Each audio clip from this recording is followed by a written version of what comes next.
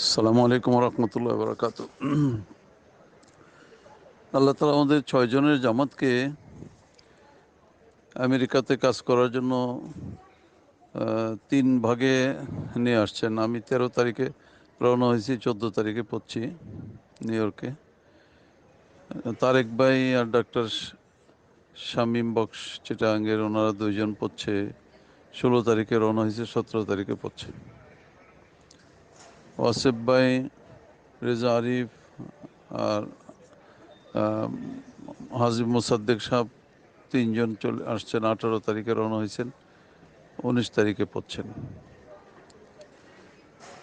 তো আমি যেহেতু শুরুতে আসছি, তো আমি আসার পরে আল্লাহ তালা কিছু কাজ আমাকে বিভিন্ন সবগুজারিতে, ওলামাদের জিয়ারতে, বিভিন্ন মসজিদে পার করার পরে শামীম বক্স আর তারেক ভাই এসে একসঙ্গে মিলে গেলেন 2 দিন পরে, 3 দিন পরে।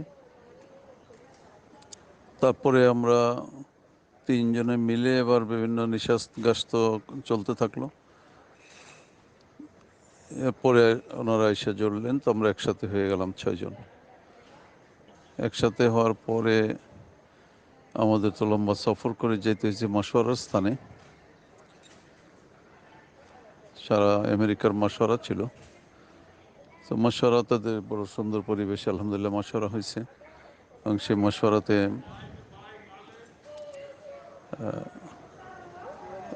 তারা 1000-এর উপরে মজমা ছিল। সারা আমেরিকার সাথীরা ছিলেন। 24, 25, 22, 23, 24 3 দিনের মশওয়ারা হয়, বিভিন্ন নিঃস্বাস্থ্য হয়। অসিফ ভাইও বেশ ভূমিকা নেন, বিভিন্ন রায়, বিভিন্ন মশওয়ারা জমা করা, কারগুজারি শোনা। ফজরের একটা বয়ান আমারও ছিল, আলহামদুলিল্লাহ তশকিল হয়েছে। 18টা জামাত, সম্ভবত 18টা কি 19টা বিদেশের জন্য। এখন সংখ্যাটা আমার পুরো মনে নাই, 13টা কিংবা 11টা জামাত দেশের জন্য তৈরি হয়েছে। তারপরে আমরা ওখান থেকে আবার 2 ভাগ হয়ে 2 দিকে আমরা যাই। আমাদের জামাত বাফেলো, মেরিল্যান্ড, আরও একটা সিটিতে কাজ করে, 3 জায়গায় টাচ করে আমরা যাই বাফেলোতে। বাফেলোতে আমরা 4 দিন ছিলাম। বাফেলো বড় শহর এবং বাংলাদেশিদের প্রচুর সেখানে অবস্থান আছে, অন্যান্য নাগরিক, অন্যান্য দেশের লোকও আছে। তো সেখানে আলহামদুলিল্লাহ 3 দিনে 3টা জোর হয়, মস্তরাতের মোজাকারা হয়। হ্যাঁ, প্রত্যেক জায়গায় মস্তরাতের মোজাকারা হয়েছে এবং মস্তরাতের জামাতও বেরিয়েছে। তো মেরিল্যান্ড থেকে বাফেলো যাওয়ার পথে এক জায়গায় আমরা জোহরের নামাজ পড়বার আয়োজন করতেছিলাম। একজন আমেরিকান আসলো, গাড়ি চাকা পাম্প করাবে। তো পাম্প করাইতে আয়সা যখন দেখলো আমরা নামাজের প্রস্তুতি নিচ্ছি, তো সে ইতস্তত করতেছিল পাম্প করাইতে। আমরা তারে বললামও পর্যন্ত, তুমি পাম্প করে নাও। বলে না না, সে খুবই ইতস্তত বোধ করতেছে। তো দেখে তাকে আমরা কাছে ডাকলাম, নওজোয়ান কাছে ডাকলাম, ডেকে বললাম যে তুমি তো খুবই জেন্টেল মনে হয়, আমরা তো নামাজ পড়বো। তো আমরা ভাবতে চাচ্ছিলাম, আমরা দাড়ি টাড়ি আছে বলে বুঝতে পারতেছিলাম না মুসলমান না গাইরে মুসলিম। তো তুমি কি আমাদের সঙ্গে নামাজ পড়বা? তো দেখি সে নামাজ পড়তে রাজি হয়ে গেল, কিন্তু অজু করবে এটা বললাম, অজু আর বুঝলো না। তাতে বুঝলাম যে মুসলিম নয়। তো সে হাত ধুয়ে এসে দাঁড়িয়ে গেল আমাদের সামনে। রুকু সিজদা সবই করলো, শুধু সালাম ফিরানোটা বুঝলো না।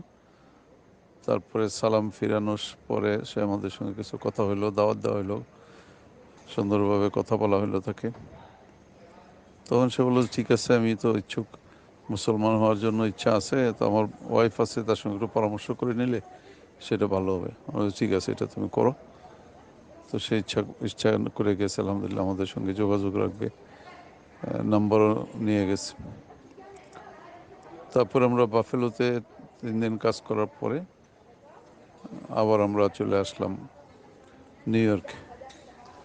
নিউ ইয়র্কে এসে একসঙ্গে পুরো জামাত একসঙ্গে আবার কাজ শুরু হইলো 6 জনের। তো আলহামদুলিল্লাহ প্রতিদিনই জোর হইতেছিল, সবাই সাথীরা মুজাক্কারা, মসজিদ আবাদের আমল, 24 ঘন্টা আবাদ, রাত্রে আবাদ, এভাবে এরা খুবই সুন্দরভাবে আমল করলেন। তারপরে শেষের দিনে আবার আমরা ওয়াসিফ ভাই আর ওনার ভিন্ন এয়ারপোর্ট ছিল ফ্লাইট, উনি ভিন্ন হয়ে গেলেন, আমরা তিনজন আবার আরেক দিকে গেলাম। তো দুইটা মসজিদে আবার কাজ হলো। আর এখানে মুফতি রুহুল আমিন সাহেব আছে, কাকরাইলে পড়াশোনা করছে, অনেক বড় প্রতিষ্ঠান করছে, সেখানে আমরা গেলাম গাছতে, আমরা একসাথে লেখাপড়া করছি। তো রুহুল আমিন তো বহুত আপ্যায়ন করলো, ইস্তেকবাল। ওয়াসিফ ভাইয়ের যাওয়ার কথা ছিল, কিন্তু ওয়াসিফ ভাই শারীরিক ক্লান্তির জন্য ওয়াসিফ ভাই যেতে পারে নাই। আমি জামাত নিয়ে গেলাম, ছাত্রদের সঙ্গে কথা হলো, তারা সালের জন্য নিয়ত করলো এবং বহুত সুন্দরভাবে একরামও করলো। ওয়াসিফ ভাইয়ের জন্য আমাদের জন্য হাদিয়াও দিল। আরেকজন মুফতি খালিদ সাহেব আছেন, দুইজন ওলামাদের, খালিদ সাহেব বাসায় দাওয়াত দিলেন, আমরা এখানে গেলাম। যদিও আর আমাদের জামাতের সঙ্গে এমনি সাধারণত জুড়ে না, সাথীদের সঙ্গে দূরত্ব আছে, কিন্তু আমাদের কারণে আলহামদুলিল্লাহ তাদেরকে আল্লাহ তাআলা কাছে করে দিচ্ছে। ডক্টর আব্দুল হক সাহেবের ছেলে মুফতি আব্দুল সামাদও আসলো আমাদের কাছে, এসে একবেলার সঙ্গে আমাদের সঙ্গে বসলো, খানা খাইলো। কিছু হলো আমাদের উপরে মেহনত হইলো আলহামদুলিল্লাহ। তারপর তো আমি সকালে 3 তারিখ সকালে রওনা হয়ে গেছি। আমার ফ্লাইট আলাদা ছিল, এখন দুবাই এয়ারপোর্টে আল্লাহ রাখছে। আর বিকালে আসবে তারেক ভাই আর শামীম ভাই, আর ওয়াসিফ ভাই আবার ওয়াসিফ ভাইও রাত্রে আসবে ইনশাল্লাহ। আমি তো আজকে বিকালে ইনশাল্লাহ পৌঁছে যাবো, ওনারা কালকে পৌঁছে যাবে আল্লাহর রহমতে। আমরা দোয়া চাই।